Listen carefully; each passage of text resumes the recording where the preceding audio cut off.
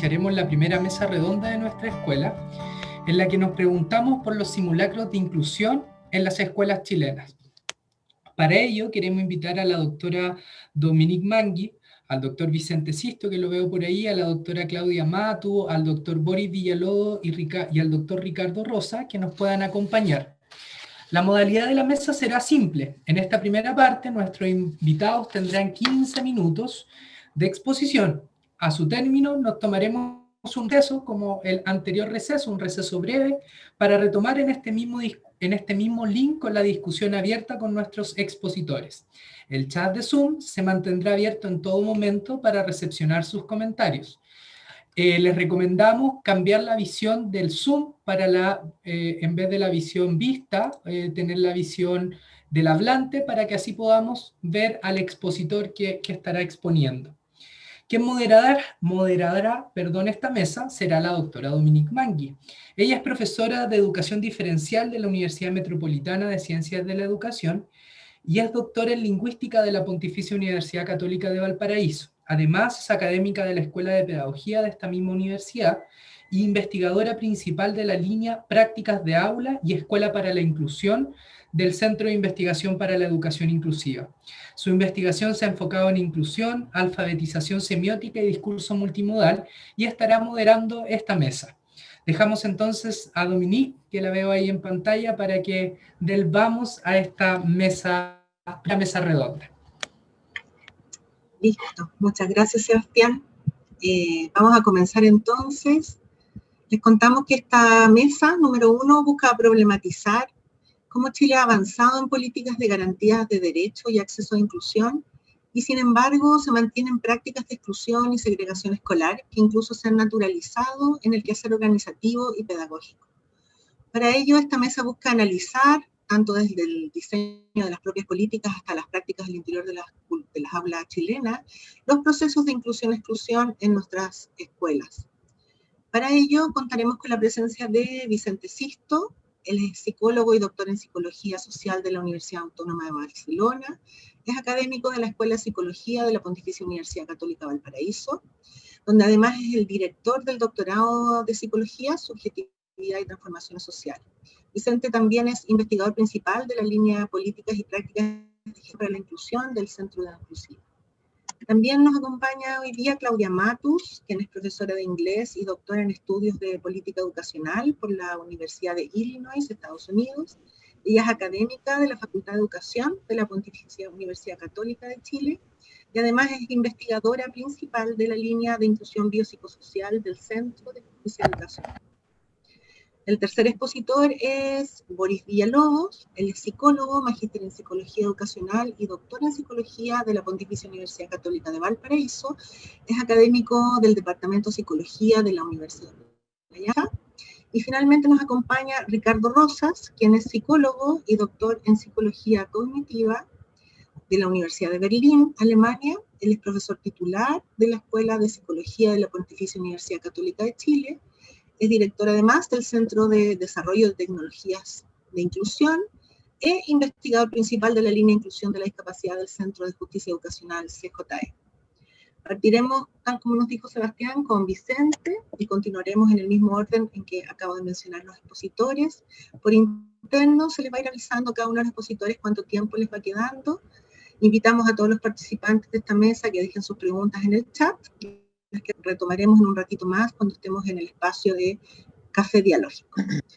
¿Estamos listos entonces, Vicente, para que comiences tú? Bien, muchas gracias. Voy a compartir pantalla. Espero que se esté viendo bien. Bueno, como dijo Dominique, yo soy... primero soy psicólogo social y desde la psicología social y desde los estudios también de lo que es las transformaciones en el trabajo en la escuela, que vengo a hacer esta presentación. Soy investigador principal de la línea de investigación en políticas y prácticas de gestión. Por ello, gran parte de mi presentación justamente se va a originar desde ese trabajo, en lo que es los desafíos que supone construir una educación inclusiva en un contexto de determinadas políticas y prácticas de gestión que son las que caracterizan al Chile contemporáneo. Y quiero partir con esta imagen. Esta imagen es del momento, es del 29 de mayo del 2015, momento en el cual se promulga la Ley de Inclusión Escolar. Y quiero citar este discurso. Amigas y amigos, nos decía la presidenta, la verdad que hoy es un día solemne y de profundo encuentro entre todos quienes vivimos en esta tierra, porque hoy no estamos promulgando solamente una ley, aquí estamos empezando a materializar un nuevo ciclo para la educación chilena. Con la ley de inclusión que hoy firmamos, empezamos a cumplir con aquello que ha exigido la ciudadanía desde hace largos años, que la educación deje de ser un bien de consumo y pase a ser un bien público, abierto a todos y que nos convoca a todos. Al fin ha quedado establecido que la educación es un derecho social, en torno al cual se organiza nuestra comunidad. En el pasado empieza a quedar el sistema educativo creado en dictadura, que amplifica las enormes desigualdades que ya existen en nuestra sociedad y que fragmentan la cohesión. Así se iniciaba el discurso presidencial con el cual se promulga la Ley 20.845 de Inclusión Escolar. Este discurso fue dado el 29 de mayo de 2015, como decía. Esta ley se orientó a dificultar el lucro con la subvención estatal, así como también eliminar la selección y el copago del sistema educativo financiado por el Estado, detectados como barreras para lograr un sistema menos segregado y supuestamente más inclusivo. Sin embargo, como señalaré en esta presentación, la orientación hacia la inclusión representada por esta ley se realiza en un contexto en el cual operan otras políticas, que finalmente incluso moldean lo que resulta de la implementación de esta ley. En Chile, la inclusión, o lo que se supone debiese ser inclusión en educación, se realiza en un contexto de políticas basadas en la rendición de cuentas con altas consecuencias. Políticas que definen calidad educativa como los resultados en pruebas estandarizadas y que establecen que gobernar la educación es evaluar y aplicar consecuencias en función de resultados, incluyendo el cierre de escuelas. Como veremos, esto define finalmente, al menos en gran parte, la inclusión desde la educación. Por ello, el título de esta presentación es Inclusión en tiempos de rendición de cuentas con altas consecuencias. Volvamos al discurso de Bachelet. Ustedes dirán, pero concretamente, ¿en qué se traduce esto? Es una escuela de puertas abiertas, acoge, respetuosa de la diversidad y de la realidad de cada barrio y localidad. La escuela inclusiva es una escuela donde la calidad se vive día a día, en el tiempo que hay para preparar las clases, en el material que utilizan los niños y las niñas, en la dedicación que se entrega a la realidad de cada estudiante, en las relaciones de respeto entre los miembros de la comunidad educativa, mostrando que es posible superar la competencia individual y construir metas comunes como motor de aprendizaje. Este es el espacio en que los chilenos y chilenas podremos aprender a convivir desde pequeños, como una comunidad de iguales, para crecer adecuadamente como ciudadanos del futuro. Es el espacio donde sembramos el desarrollo de Chile y eso es sinónimo de oportunidades para cada uno. Sin embargo, esto se realiza en un contexto en que se mantiene la privatización, la provisión pública y privada del servicio educativo, ¿no? Provisión de servicios públicos, como le gusta llamar el Banco Mundial. El sistema, efectivamente, como ahí dice, ¿no? Permite la adecuación del proceso, asegurando la libertad de enseñanza, mantiene la lógica del voucher, es mediante la financiarización de esta provisión de servicio que la misma educación es gobernada, subvención por estudiante, la subvención por estudiante preferencial, subvención preferente, el aporte por gratuidad, todo esto hace una sumatoria, y además mantiene el principio de la libre elección. Y es muy interesante que el mismo mensaje presidencial dice, este proyecto lo que busca garantizar es la libertad de enseñanza y hacerla efectiva, a fin que todos los padres y madres apoderados del país, independiente de sus ingresos, puedan elegir los establecimientos educacionales que sean de su preferencia. Estos son algunos los componentes que caracterizan la ley de la inclusión. Pero no solo mantiene la privatización en la provisión del servicio de educación pública bajo esta lógica voucher y manteniendo una lógica de libre elección. Lo que yo quiero profundizar en esta presentación tiene que ver con esto, con que esta ley, con estas características, con estas intenciones, se realiza en este marco. Como sabemos, la lógica de rendición de cuentas con altas consecuencias se comienza a potenciar, fortalecer y va adquiriendo un carácter ya casi de un poco a poco como un gran monstruo que se empieza a tragar lo que se hace día a día en la escuela, primero con la ley de subvención escolar preferencial, la ley SEP, que va instalando estas metas basadas en resultados de aprendizaje. La Ley General de Educación, en su artículo 2, define calidad educativa como responder a los estándares educativos.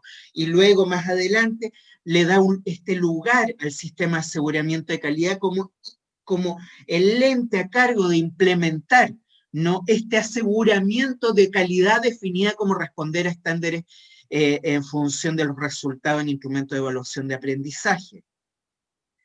Luego, el sistema de aseguramiento de calidad, ¿no?, que ya viene desde la Ley General de Educación, y el sistema de desarrollo profesional docente, que profundiza la evaluación docente, que ya se venía implementando desde el 2003-2005, y instala, y esto tenemos trabajo y no lo voy a profundizar acá, instala, sobre todo a través de las rúbricas evaluativas y su implementación, un privilegio sobre un trabajo docente de carácter más bien instruccional, orientado finalmente a pasar la materia, más que justamente trabajar en la heterogeneidad, inhibiendo justamente diversas prácticas en términos concretos y en términos del despliegue de la política.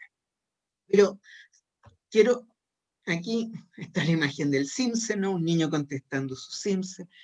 El sistema nos dice, en la ley SAC, que va adquiriendo centralidad, actuará sobre la educación formal de acuerdo a los objetivos generales y sus respectivas bases curriculares. Operará mediante un conjunto de políticas, estándares, indicadores y evaluaciones, información pública, mecanismos de apoyo y fiscalización. El sistema comprenderá, no voy a leer toda la cita, procesos de autoevaluación, evaluación externa, inspección, pruebas externas de carácter censal y, cuando corresponda, apoyo técnico pedagógico en la elaboración e implementación de planes de mejora educativa. El sistema contemplará además la rendición de cuentas de los diversos actores e instituciones del sistema escolar y, en particular, de los establecimientos educacionales. Asimismo, incluirá las consecuencias jurídicas que se deriven de la aplicación de los instrumentos, que ya sabemos, instala la amenaza del cierre de escuelas. Y aquí están las clasificaciones de escuelas que regulan el trabajo académico. La gramática que se instala mediante estas políticas de rendición de cuentas, que aquí en Chile hemos ido aplicando con mucha fuerza en los últimos 12 años, 13 años más o menos, replica unas ciertas orientaciones que están en política educativa internacional y que se van implementando en distintos países. Fíjense aquí los títulos, ¿no? Profesores excelentes, cómo mejorar el aprendizaje en América Latina y el Caribe. Ahí, ese informe es del 2014. Tiene entre otras recomendaciones, la precarización laboral de los profesores, porque de este modo aumentaría la responsabilización y la rendición de cuentas de los profesores. Aquí, ¿qué hacen las políticas de profesores de los sistemas educativos de rápida mejora? Se insiste en la lógica de rendición de cuentas, pero aquí al centro puse que ya su título lo dice mucho, ¿no? Making Schools Work, nuevas evidencias de las reformas de rendición de cuentas, hacer a las escuelas trabajar, y miren su portada, ¿no? Este profesor ahí borracho, tirado, que si no hay rendición de cuentas, ahí se quedaría durmiendo, no sé, borracho. Cosas típicas, ¿no?, de los profesores, no latinoamericanos, de todo el mundo, ¿no? Necesitamos rendición de cuentas. Y hay que hacer a las escuelas trabajar, porque si no se las hace trabajar, no hacen nada. La evidencia empírica, y hay mucha evidencia internacional, pero también la evidencia nacional, ha insistido que este tipo de políticas no generan mejoras de prácticas y desempeño. Más bien incorporan prácticas a corto plazo orientadas a resultados, a preparar el CIMSE. Se reemplaza la lógica de aprender por la de lograr resultados. Y esto se empieza a vivir como un proceso de confirmación que además tensiona y desarticula las comunidades educativas. Asimismo, en cuanto a la evaluación docente, en cuanto a los estándares de la carrera docente, se ha señalado, y hay bastante evidencia empírica, hay una falta de correspondencia entre los estándares de desempeño y su aplicación y las prácticas requeridas, sobre todo en contextos de alta vulnerabilidad. Los estándares de evaluación son percibidos como artificiales y, insisto, no se corresponde con lo que se requiere día a día. Y esto se ha detectado también, ya investigando actualmente, lo que es la implementación de la ley de inclusión. Aquí voy a citar el trabajo de Manuel Canales, Fabián Guajardo, Víctor Orellana, Cristian Belé y Mariana Contreras. Traigo una cita que ellos reportan en un artículo recientemente publicado. Y esta cita refiere a las familias. Llega todo, lo bueno y lo malo. Sí, por los colegios, lo bueno y lo malo en cuanto a muchas cosas. Si tú preguntas, no sé si al director de un colegio, ¿a qué se debe esto? Ellos te aseguro que te dirían, es que el sistema trajo todo para acá. Algo que ahí muestran en este trabajo es que un elemento central es que ellos discriminan las pruebas de selección como algo, selección académica como algo que discrimina lo bueno, los padres que trabajan con los niños, los padres que no trabajan con los niños. Esta es mi respuesta. Yo he escuchado en otros colegios que dicen, no, el colegio está malo. Esa es la respuesta, llega todo ahora, hay que recibir sí o sí que llegue. Jorge Alfaro y Valeria Herrera, el texto de Manuel Canales se llama Fin al copago y nuevo sistema de admisión escolar. El texto de Jorge Alfaro y Valeria Herrera se llama El reconocimiento de las diferencias como fundamento de la educación inclusiva, también mediante trabajo empírico centrado en la ley de inclusión escolar. Esto es parte de las conclusiones. La evaluación se constituye como una barrera para un diseño educativo respetuoso de las características individuales de los estudiantes. Sus resultados, esto es trabajando con los profesores, solo son utilizables en favor de la homogeneización. Existe un ideal de estudiante que determina una forma de diseño educativo y que opera desde un sistema de recompensa y castigo, según los resultados obtenidos en función de ese ideal. Este mecanismo asociado a la evaluación se enmarca en un contexto político chileno, basado en la competencia y la calidad entendida como resultado de aprendizaje. Este tipo de políticas coexisten como aquellas orientadas a eliminar la segregación y promover el acceso a nuevos colectivos, como la ley de inclusión. Coexisten estas políticas. Las contradicciones políticas han obligado a los docentes a armonizar ambos discursos ante la imposibilidad de adoptar uno y rechazar otro, en tanto constituyen obligaciones simultáneas. La armonización, luego, en realidad, en su propio trabajo empírico, en realidad más bien refiere a una tensión. Y aquí nuestro propio trabajo empírico con profesores. Y aquí refiriendo a las leyes de rendición de cuentas. La ley está midiendo los mismos parámetros en todas las escuelas. Para nosotros, lo ideal habría sido tener como meta subir un 20 o un 30%, porque ya habría sido un logro grande. pero nos obligan a poner un 90%. Entonces no estamos trabajando con la realidad. Los profesores siempre estuvieron de acuerdo en evaluarse, pero nadie se imaginó que iba a tomar la ley en su aspecto punitivo, y que el aspecto formativo no. Nosotros que somos profesores entendemos que la evaluación es parte del aprendizaje. El sistema, al tener CIMSE, la misma evaluación docente, donde tú vas rankeando a la gente, espera que todos sean iguales, uniformemos, hace que todo el sentido, incluso de la evaluación, se pierda. Y aquí una descripción de trabajo diario. Aquí no voy a profundizar porque ya estoy más o menos en el tiempo. Indicar nada más que aquí algo que es muy bonito, es como un oficio. ¿Ah? Eso mismo, Vicente, disculpa, te iba a decir que necesitamos dar la palabra, así que para que vayas cerrando, por favor. Sí, voy cerrando. Eso justo lo acaba de decir. Entonces es un oficio, y las descripciones del trabajo concreto que realizan los profesores, sobre todo en contextos de vulnerabilidad, refiere a eso, a atender a la diversidad como un constitutivo de lo educativo, a lo cual atentarían los sistemas de evaluación.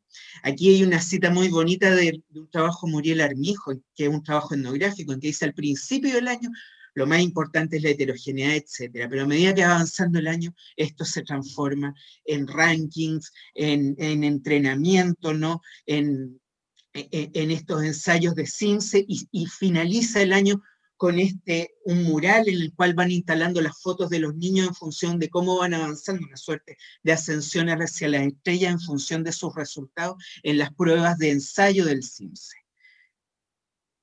¿Cómo incluir? ¿Cómo incluir en este contexto?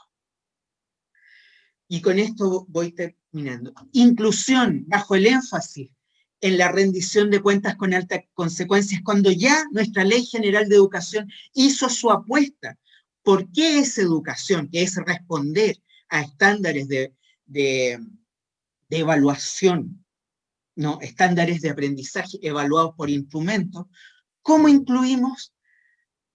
Creo que aquí tenemos que transformar las bases de nuestro sistema educativo y las bases en cómo estamos definiendo en términos prácticos y concretos para las escuelas y sus trabajadores lo que deben hacer. Y eso implica cambiar los principios con los cuales estamos construyendo educación. Muchas gracias.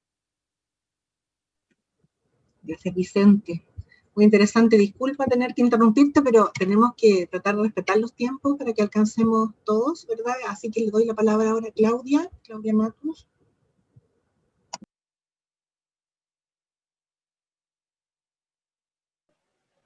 Ya, puse mi propio cronómetro. Hoy, muchas gracias por la invitación, qué buena la audiencia, así que es muy grato saber que vamos a estar un ratito conversando a propósito de estas temáticas que son tan relevantes.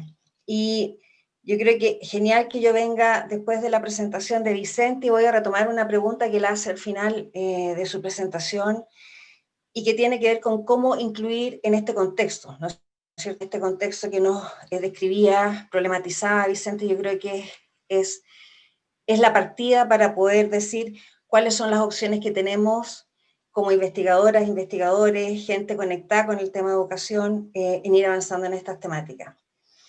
Y a ello les quería contar un poquito de el trabajo que yo llevo haciendo desde el año 2013, en distintos instrumentos financiados por CONICYT, ahora ANID, en donde, entendiendo esta institucionalidad que tenemos, como muy bien lo describió Vicente, partiendo de que ese es un marco en donde nos tenemos que mover con estas otras preguntas que son altamente complejas y que nos llevan a otro espacio, ¿no es cierto? El tema de, por ejemplo, cómo incluir en este contexto, o así como está titulado esta escuela de verano, ¿qué excluimos cuando incluimos? Son preguntas súper complejas porque nos llevan a distintos escenarios, todos relacionados con una ética, con una forma de hacer mejor las cosas, con la idea, ¿no es cierto?, de que seres humanos tenemos que tener la capacidad, ¿no es cierto?, por el bienestar y por la buena vida.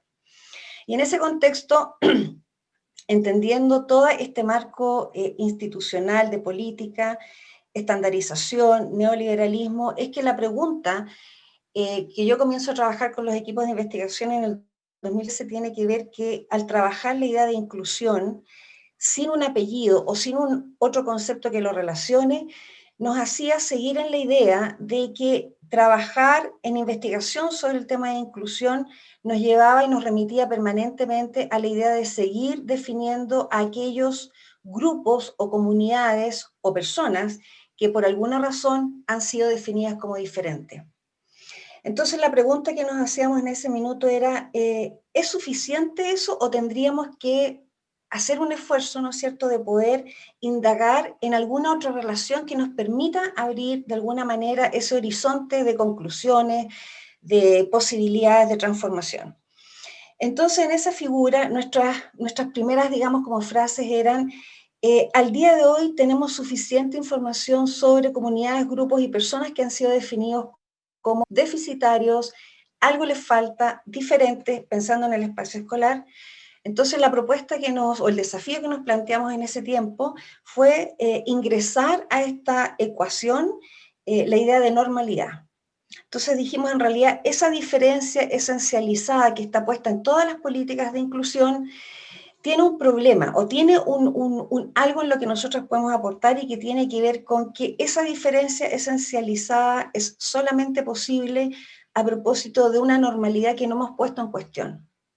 Entonces, cuando entramos en esa figura, lo que nos ocurrió era de que abríamos un horizonte de discusión en donde lo que teníamos era esa relación en donde para hablar de lo diferente teníamos que tensionar esa normalidad a propósito de la cual estábamos diciendo que alguien, por ejemplo, o era más lento o era más distraído, cosas de ese orden, como también entrando en todas las categorías, ¿no es cierto?, que significaba hablar de esta normalidad.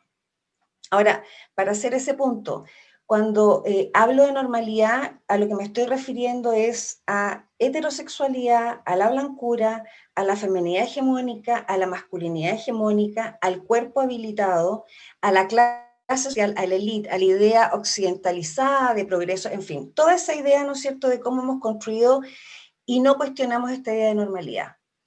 Entonces el desafío, una vez habiéndonos planteado este problema, el desafío que venía luego era cómo se investiga la normalidad, ¿ya? Porque pareciera ser que es mucho más cómodo y como que todas supiéramos cómo ir a investigar a estas comunidades que han sido pensadas como diferentes a través de múltiples instrumentos que tenemos disponibles. Sin embargo, ir a estudiar la normalidad nos puso en varios aprietos. Principalmente porque es algo a lo que no estamos acostumbrados y yo diría que más bien asumir la normalidad como algo como el aire que se respira es un hábito de la mente. Es como que estamos tan acostumbradas a entender que hay cosas que son normales y otras que a propósito de esa normalidad las ponemos en un lado deficitario, es como que ni siquiera podemos verlo. Toda esta figura a nosotros nos llevó que trabajar con equipos en escuelas fue sumamente interesante porque fue una capacitación que tuvimos que hacernos a nosotras mismas para entender cómo se registra la producción de la normalidad en espacios escolares. Entonces, habían momentos muy interesantes porque trabajando con gente, estoy hablando de un equipo de 12 personas, 12 etnógrafas y etnógrafos que íbamos a meternos en las escuelas más los investigadores más senior. Era súper interesante porque cada 2 semanas nos teníamos que juntar a revisar registros etnográficos e ir viendo cuáles eran esos momentos en donde ya no sabíamos dónde mirar, cómo registrar. Entonces la normalidad para registrar y documentar cómo opera la normalidad en los espacios escolares fue un desafío tanto en términos de las prácticas metodológicas como también el tema de cómo nosotras debíamos cuestionar nuestras propias formas de conocer. Y aquí quiero entrar en un punto que a medida del avance de esta investigación, de aquí les estoy hablando, esto que estoy comentando les partió el 2013, ya estamos en el 2020 y seguimos trabajando con equipos en esta idea de seguir ahondando en esta idea de cómo se investiga y cómo se reporta estos hábitos de la mente que parecen como que fueran evidentes y por lo tanto reales, que ese es un problema más grave todavía. Cuando empezamos a entender que las formas de conocer era algo esencial para poder transformar, fue que empezamos a hacernos otras preguntas, otro tipo de preguntas. Y en ese sentido, cuando entramos en la idea de que en realidad lo que estábamos poniéndolo en el sentido de cuál es nuestra unidad de análisis, si lo queremos poner en esos términos, era de que era muy relevante entender que en todo lo que tuviese que ver con reportar y los trabajos de intención que hicimos después con las escuelas que estuvimos trabajando, tenía que ver con que nosotras íbamos a ir a apuntar a transformar esas formas de conocer en donde tendemos a ordenar el mundo de una manera dicotómica, en donde hay estatus diferentes entre los personajes que componen esa dicotomía, y por lo tanto lo que hacíamos ahí era mostrar, en particular con las profesoras que estuvimos trabajando, que ahí había un punto que era sumamente relevante. En la medida en que yo pudiera cambiar, primero, ver cómo yo pensaba acerca de género, raza, sexualidad, habilidad, etnia, clase social, habilidad, edad, en la medida en que yo me diera cuenta de cómo yo ordenaba el mundo a propósito de esas categorías y otorgaba estatus diferentes a los estudiantes, a las estudiantes, era que en ese momento se podía generar un cambio, una transformación, solamente con el hecho de darse cuenta. Bueno, eso también lo reportamos en las intervenciones que hicimos durante 5 meses con escuelas, y los cambios en realidad eran bastante significativos en el sentido de que, y aquí recuerdo a una profesora en una de las evaluaciones de los talleres, que para mí en realidad fue como que cuando ella nos comentó a propósito del trabajo que habíamos estado haciendo ellas con un año de etnografía y luego 5 meses de intervención, era de que cuando ella evaluaba lo que había ocurrido, su comentario fue: lo único que sé es que después de este trabajo no voy a poder volver a hacer las cosas como las hacía antes. Y eso para nosotros fue súper significativo, porque en el fondo no tenía que ver con ni herramientas didácticas, ni herramientas de evaluación, sino que tenía que ver con cómo yo volvía a mirar aquello que hacía. Y aquí quiero hacer un punto súper interesante, porque en la formación de profesores, a menudo, y a mí me pasa mucho en los cursos de pregrado que hago en relación a estas temáticas, es que las futuras profesoras están esperando que una les entregue herramientas, y las herramientas generalmente tienen que ver con cosas súper como pragmáticas. Y en ese momento también empezamos a integrar a esta parrilla de herramientas que el pensar distinto es una herramienta fundamental para los profesores cuando trabajamos temas de inclusión. Por lo tanto, ese trabajo, ¿no es cierto?, tuvo esa capacidad de mostrarnos de que en realidad, dadas todas las condiciones que tenemos, porque una también podría decir, ¿no es cierto?, la cantidad de políticas que tenemos para hacernos cargo de estas temáticas, no han dado el resultado esperado. Entonces la pregunta es, ¿debiéramos poner los objetos de investigación de nuestras investigaciones en otro lugar? Y esa era un poco la apuesta en la que nosotros jugamos. Ahora, otra cosa que para nosotros es interesante del tema de cuando ponemos el foco del cambio y de la documentación y registro a través de la investigación en las formas de conocer, tiene que ver también con que mientras hacíamos las etnografías nos dimos cuenta que las políticas, ¿no es cierto?, institucionales tendían a que cuando una les hace la pregunta, por ejemplo, señor director o profesora, ¿cómo trabajan los temas, por ejemplo, de racismo en su escuela? O los problemas de sexismo en su escuela. Y la respuesta generalmente tiende a decir, no, nosotros tenemos políticas de inclusión y trabajamos de esta manera. Entonces, volver a preguntarle, no, pero yo le estoy hablando por temas de racismo o temas de sexismo puntualmente. ¿Cómo lo resuelven? Entonces, ahí también ocurría algo que pareciera ser que los discursos de inclusión tienden a neutralizar una conversación que hay que tener, porque aquí cuando estamos hablando, ¿no es cierto?, de todas estas categorías y cómo operan en el espacio escolar, y que en su versión de problemática, ¿no es cierto?, estamos hablando de temas de racismo, sexismo, homofobia, misoginia, de eso estamos hablando, es que ahí hay que hablar e ingresar otros conceptos, como por ejemplo el tema del poder. Entonces, lo que pasaba en estas discusiones con personas de los espacios escolares era que tendían a neutralizar y como que con eso salvaban el tema de decir que no, si tenemos políticas de inclusión en el espacio escolar, pero no podían responder a la pregunta, ¿pero cómo resuelven prácticas discriminatorias específicas dentro de la escuela?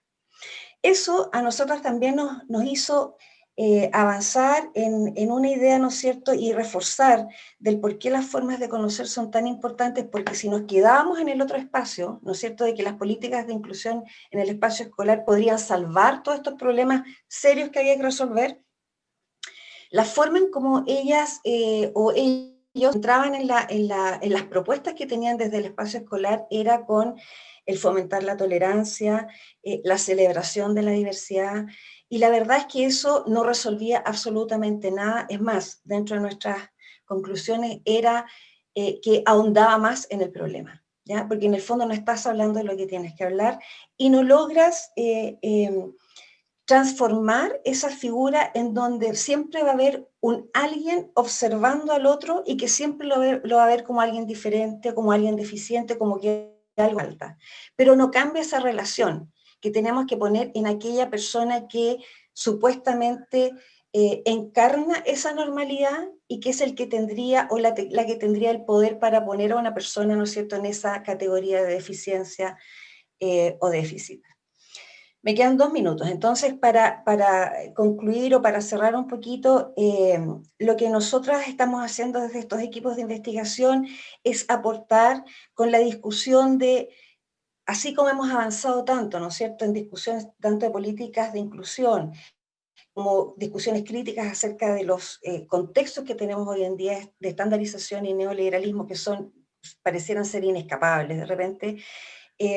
Desde nuestro esfuerzo de investigación, lo que tratamos de hacer es proponer más elementos, cosa de ir de alguna manera complejizando más este tema y decir de que aquí la idea, ¿no es cierto?, de cómo hemos ido entrando en la discusión para poder tener unos espacios educativos en donde todos y todas tengamos la opción, ¿no es cierto?, de explorar en nuestras máximas virtudes, por decirlo así, sin tener que entrar en estos problemas serios que tenemos de discriminación. ¿Cuál sería el aporte? Y en ese sentido, para cerrar, para nosotros el incluir la normalidad como una tensión para producir esta idea de diferencia como la entendemos habitualmente es clave. Si no ingresamos permanentemente esta relación tensionada para seguir produciendo diferencia de esta manera esencializada, la verdad es que es bien complejo pensar en que van a haber avances en todas estas materias que estamos conversando. Por lo tanto, volviendo a la pregunta que plantea la Escuela Verano, ¿qué excluimos cuando incluimos? Yo la volví a leer ahora en la mañana y definitivamente diré que lo que excluimos cuando incluimos es la idea de normalidad. Eso hay que meterlo en la ecuación porque si no estamos dejando un grupo afuera y que vuelve a reinstalar todas estas ideas, ¿no es cierto?, discriminatorias profundas de segregación que tenemos en nuestro sistema escolar. Lo dejo hasta aquí para que luego tengamos más tiempo para conversar. 15 minutos con 3 segundos. Perfecto, Claudia, muchas gracias. Se agradece. Ya tenemos entonces 2 aportes, 2 perspectivas distintas para hablar de este simulacro de inclusión. Le damos la palabra ahora a Boris. Adelante, Boris. Ay, hola, buenos días, gracias por la invitación. Son hartos botoncitos que hay que ver en Zoom, entonces me maneo un poco. Voy a compartir la pantalla para mostrar la presentación.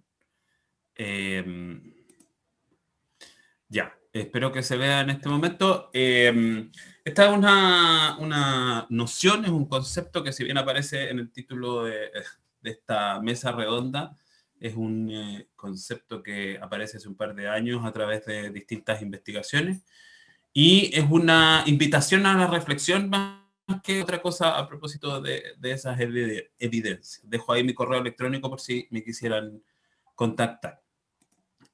Lo primero es esta pregunta, ¿no? ¿De qué hablamos cuando decimos inclusión?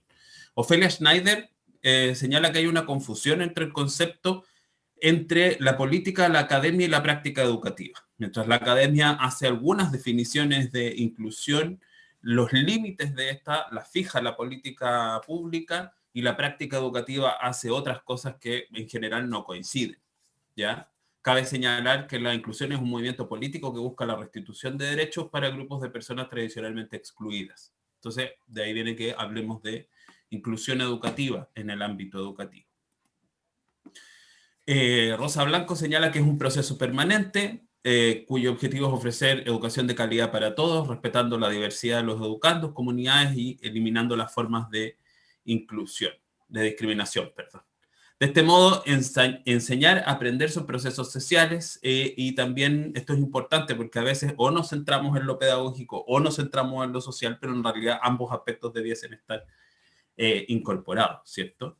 Y por eso es importante también esta definición que hacen Echeita y Ainscough y UNESCO a propósito de las 4 dimensiones de la inclusión, cuando hablamos de acceso, participación, progreso y egreso, ¿sí? Como formas de pensar o lugares donde mirar la inclusión en las escuelas. Siempre es relevante considerar estas distinciones entre lo que es integración e inclusión, ¿sí? Mientras la inclusión se basa en el modelo social y tiene foco en la capacidad, está orientada a derechos humanos y rescata el valor de la diversidad, la integración se basa en un modelo médico, tiene su foco en el déficit para la asignación de recursos, recursos económicos, humanos y técnicos, ¿cierto? Y se basa en un principio que Mitchell y Snyder, desde los estudios de la discapacidad, definen como el concepto de normalización, es decir, las prácticas que minimizan la diferencia, ¿ya? Entonces, desde una mirada de integración, lo que nosotros queremos hacer es minimizar las diferencias a través de recursos humanos, técnicos y económicos, ¿ya? Esta distinción es importante porque es precisamente hoy en día, tanto en la política pública, nacional e internacional, como en la práctica cotidiana, nosotros tenemos 2 discursos que se solapan y dos paradigmas solapados, que son el de inclusión o integración, que hoy en día podemos a veces perdernos en ese solapamiento entre uno y otro, ¿ya? Y en ese sentido también es importante señalar, ¿no? A propósito de lo que decía Vicente, nosotros hoy en día tenemos marcos regulatorios sobre inclusión en el ámbito internacional, que son los primeros o son documentos que abogan o sostienen las nociones de inclusión. Y como bien sabemos, cada vez que un país suscribe cualquiera de estas declaraciones, convenciones o documentos internacionales, tiene que transformarlo en una ley en un marco regulatorio a nivel nacional, ¿sí? Entonces, por eso es importante ver cómo también en la política nacional o en el ámbito nacional en Chile aparecen todos estos marcos regulatorios, ¿no? La Ley General de Educación habla de inclusión en su redacción, la Ley de Inclusión de Personas con Discapacidad, la Ley contra la Discriminación, la Ley de Inclusión Escolar, la Política Nacional de Estudiantes Extranjeros, la Circular 0768 de la Superintendencia de Educación, etc. ¿Sí?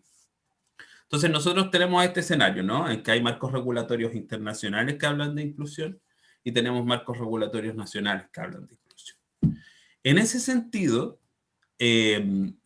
Armstrong, este es un texto de Armstrong y Spangdahl, hacen un análisis de las concepciones que hay de inclusión y comparan el hemisferio norte con el hemisferio sur. El hemisferio norte siendo el lugar en el planeta donde la inclusión empieza a aparecer en la política pública en primera instancia, ¿cierto? Y más que nada señalan en este texto que la inclusión en la política pública aparece como una forma de gestión de la diversidad orientada a la normalización, es decir, la minimización de la diferencia y la distribución de los recursos para evitar el fracaso escolar. Eso es lo que orienta o cómo aparece la inclusión en la política pública en el hemisferio norte, ¿no? Pero cuando miramos el hemisferio sur, en general tiene que ver con la ratificación de estas declaraciones internacionales que han sido respaldadas por organismos internacionales como UNESCO, el Banco Mundial, etcétera, la ONU, etcétera, y que una vez que los países del hemisferio sur las suscriben, tienen la posibilidad de acceder a los espacios de cooperación internacional. ¿ya? Por lo tanto, en general los países del hemisferio sur que se acogen o acogen la noción de inclusión, lo hacen para tener la posibilidad de participar de estos espacios de cooperación internacional, por ejemplo, la OCDE, ¿ya? En ese escenario, lo que señalan estos autores es que el concepto de inclusión se desdibuja, ¿no? Tanto en la política como que lleva distintas acepciones en la política y en la práctica. No obstante, señalan que la idea todavía es una oportunidad de transformación para la educación y la sociedad. Y por lo tanto es la herramienta que tenemos para identificar y desafiar la discriminación y exclusión a nivel internacional, nacional y local. ¿Ya? Entonces volvemos un poco a la idea del principio, ¿no? Estas concepciones del hemisferio norte desde una perspectiva más pragmática y de orientación de recursos, y esta perspectiva del hemisferio sur de tener la posibilidad entonces de colaborar o del acceso a espacios internacionales, genera que tengamos definiciones de inclusión diversas, ¿sí? Por un lado el nivel académico, por un lado el nivel de la política y por otro lado el nivel de la práctica. No necesariamente en esos tres niveles estamos hablando de inclusión de las mismas maneras o entendiendo lo mismo cuando establecemos ese diálogo. Entonces, Ofelia Schneider señala que es necesario que estudiemos la inclusión desde una perspectiva más delimitada y de relevancia para las personas involucradas. Que eso es algo que también a veces queda un poco de lado en el ejercicio académico, ¿ya? Entonces aparece este concepto, es un concepto de SET en SLI, en un capítulo del manual de estudios de la discapacidad de Routledge, que habla de la inclusión como una ideología domada, ¿ya? Esto es porque en general podemos ver que la noción de educación inclusiva ha sido adoptada por la educación especial, no por la educación general, con tímidas aproximaciones en la educación general. Pero el tema es que cuando la inclusión pasa a ser parte del discurso legal, pierde fuerza, se adopta solamente la retórica y las prácticas de inclusión se retrasan, porque tienen la velocidad de cambio e implementación que tiene la ley, ¿sí? Mientras que la inclusión originalmente nace como desde los movimientos políticos de personas o colectivos que se han visto segregados de sus espacios de derecho, cuando se convierte en ley, ocurre que puede verse que la inclusión es o puede sentirse como la inclusión como una ideología domada, ¿ya? Entonces, por eso también es relevante señalar o rescatar estas dos ideas de Carrington y Sotner. La primera es que cuando una escuela opta por ser inclusiva, en distintos niveles, porque recordemos que es un proceso, un continuo, tiene que revisar su forma de hacer más allá de lo pedagógico. Primero, no podemos centrar la inclusión exclusivamente en lo pedagógico. Y en segundo lugar, Sotner recoge ciertas condiciones, esas 6 condiciones para poder que las escuelas sean inclusivas. ¿Esto por qué? ¿Por qué lo señalo? Porque es necesario que, por un lado, nos centremos en las definiciones, las ideas, los conceptos, lo que hay como de fondo de la inclusión, pero por otro lado, la inclusión debiese tener un impacto en las prácticas educativas, ¿ya? Entonces, es importante que la coherencia de la definición permita una bajada a la práctica, ¿ya? Y esa práctica se ve, se ejecuta, se delimita en el espacio de lo educativo, en este caso, que es el caso que nos convoca aquí. Entonces nace la idea del simulacro de inclusión, que es cuando coexiste un enfoque de derechos con un enfoque biomédico. Este concepto de la normalidad de la cual estaba hablando Claudia antes que yo, ¿sí? Y aquí hay una cita de García Canclini además que dice: la política educativa de integración social, entendida como práctica social, representa características de hibridez y procesos de hibridación, en tanto justifica acciones de integración desde un enfoque de inclusión, que imposibilitan a lo menos dificultan la misma inclusión. Entonces todos hemos estado en un simulacro de algo en algún momento de la vida, un simulacro de incendio, un simulacro de tsunami, un simulacro de terremoto. Es hacer como que está pasando algo que en realidad no está pasando. Entonces, cuando hablamos del simulacro de inclusión, es cuando decimos que hay una retórica, las ideas, las palabras, los argumentos, se plantean desde una perspectiva de inclusión, pero las prácticas son de integración. Cuando yo digo, no, porque es un derecho importante, un derecho a la educación, tiene derecho a esto. Dicho de otro modo, es cuando se promueven ciertas acciones dirigidas a grupos focalizados, necesidades educativas especiales, migrantes, género, etcétera, colectivos que se han visto tradicionalmente excluidos, con el propósito declarado de promover su participación, pero estas acciones contienen prácticas que diagnostican, focalizan, segregan y aumentan la diferencia. Cuando yo tengo grupos de reforzamiento, cuando yo tengo espacios segregados dentro de la escuela, cuando yo saco a los estudiantes de la sala de clases, etc. Esa es la idea del simulacro de inclusión, cuando la retórica y la práctica no coinciden. Por lo tanto, es muy importante ponerle ojo a la práctica, porque este solapamiento de perspectivas aparece en la política pública e inevitablemente a través de decretos y a través de un sistema como el que tenemos de rendición de cuentas es muy probable que impacte en nuestra práctica cotidiana, que nosotros queramos hacer inclusión, pero el sistema de alguna manera nos obliga a replicar prácticas de integración. Entonces yo traje un ejemplo porque yo he estudiado esto focalizadamente en necesidades educativas especiales. Entonces, en el contexto educativo en Chile, que esto también lo menciona Vicente en su presentación, nosotros tenemos 2 leyes de inclusión que tienen la retórica de la eliminación de barreras, el enfoque de derecho y las ideas de acceso, participación, promoción y progreso, ¿cierto? Que son la Ley de Inclusión de Personas con Discapacidad de 2010 y la Ley de Inclusión de 2016. Pero en sentido contrario, tenemos, por ejemplo, el Decreto 170, que no es un decreto de la Ley de Inclusión. El decreto 170 es un decreto de la ley de subvenciones. Entonces, ¿qué es lo que hace? Es poner foco en el diagnóstico desde un modelo médico.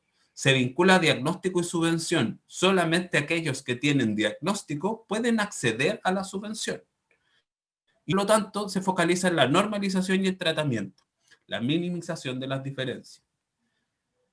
En este sentido, hay algunos diagnósticos que se han hecho en los programas de integración escolar del 2001 al 2013, están referidos abajo. Y en 12 años de estudios, las conclusiones son las mismas. El PIE es un programa accesorio, la responsabilidad de los estudiantes diagnosticados recae en los y las especialistas del programa, y existe una falta de articulación entre niveles educativos. Eso inevitablemente genera experiencias segregadas y una etiqueta, la etiqueta de los niños PIE. Bueno, ¿qué puede ocurrir en la práctica desde este simulacro de inclusión que podemos ver en la política educativa? Lo primero es que durante el 2020, de las 615 denuncias por discriminación, el 60%, es decir, 371 denuncias, están asociadas a discapacidad física, intelectual o déficit atencional. Los segundos 2 estudios que realizamos con el equipo del programa de apoyo a la convivencia escolar, el primero es que los estudiantes en PIE reportan el doble de agresiones por parte de sus pares que sus compañeros. Si un estudiante que tiene PIE tiene 2 veces más probabilidad de ser agredido. Y el triple de agresiones por parte del personal de establecimiento. Es decir, los estudiantes señalados con la etiqueta del niño PIE reciben más agresiones por parte de sus pares y de los adultos, y en mayor número por parte de los adultos. Mauricio, Y además, disculpa, te interrumpo un poquito para que vayas cerrando también, por favor, que ya tocaba la palabra a Ricardo. Gracias. Ok, voy a apurarme un poquito, ¿ya? Bueno, y es más probable que reciba agresiones de sus pares cuando las recibe de sus compañeros. Encontramos que en términos generales, por ejemplo, estos son parte de algunos datos que van a ser publicados pronto, encontramos que en términos generales los estudiantes que están en programas de integración escolar tienen menos amigos, tienen menos personas, o sea, son señalados menos por sus pares como personas que son sus amigos, disfrutan el tiempo libre, realizan trabajo y tareas, cumpleaños, o incluso personas que son agradables para sus compañeros. Y finalmente, perciben una menor calidad de sus amistades, una peor calidad de las interacciones e incluso se sienten más solos en la escuela, ¿ya? Entonces, para cerrar, primero, buscar la coherencia política, retórica y práctica. Eso implica que en todos los niveles podamos empezar a tener más conversaciones. Las políticas internacionales se replican en la política pública nacional y permean la práctica. Y la práctica cotidiana puede constituirse como un espacio de resistencia en la medida en que podamos hacer la reflexión entre la coherencia retórica y práctica. Si bien el ejemplo aquí presentado sobre necesidades educativas especiales, no hay que olvidar que también la exclusión se refiere a otros colectivos tradicionalmente excluidos. Y cualquier acción hacia la inclusión debe considerar los principios así como sus dimensiones: acceso, participación, progreso y egreso. Muchas gracias. Muchas gracias, Boris. Vamos a dar la palabra al último expositor de esta mesa, entonces a Ricardo Rosas, adelante.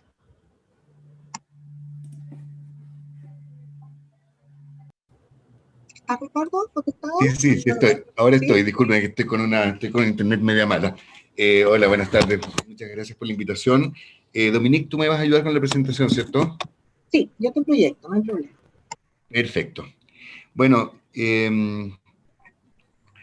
yo voy a hablar de algo un poquitito distinto. Lo que les voy a presentar ahora, estamos haciendo en CJE hace ya 4 años, siguiendo una cohorte de niños sordos y niños ciegos, comparando población, una muestra en realidad, y bastante pequeña, porque no es fácil conseguir muestras longitudinales, de niños sordos y ciegos comparados en los que asisten a escuelas regulares versus los que asisten a escuelas especiales, ¿ya? Ustedes saben que desde el célebre informe Warnock del año 78 ha habido como una gran ola hacia la inclusión educativa a todo dar, ¿ya? Bueno, entonces, veamos primero los resultados de los niños con discapacidad visual. Los evaluamos en habilidades cognitivas, en precursores de lectura, en matemática inicial y en ajuste emocional, ¿vale? En azul está la escuela regular, en amarillo los niños de escuela especial. El 0 marca si la tendencia es positiva o negativa.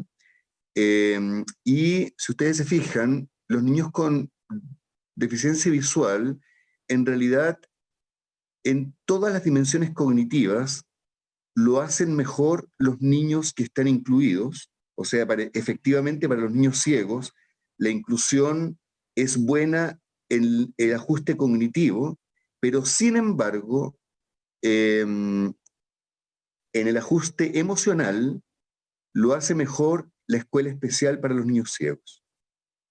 ¿Ya? Pasa a la siguiente, por favor, Dominique. Y en el caso de los niños sordos, esto aquí lo tenemos separado por niños en escuela regular con comunicación oral, en escuela regular en lengua de señas y en escuela regular, y en escuela especial con lengua de señas.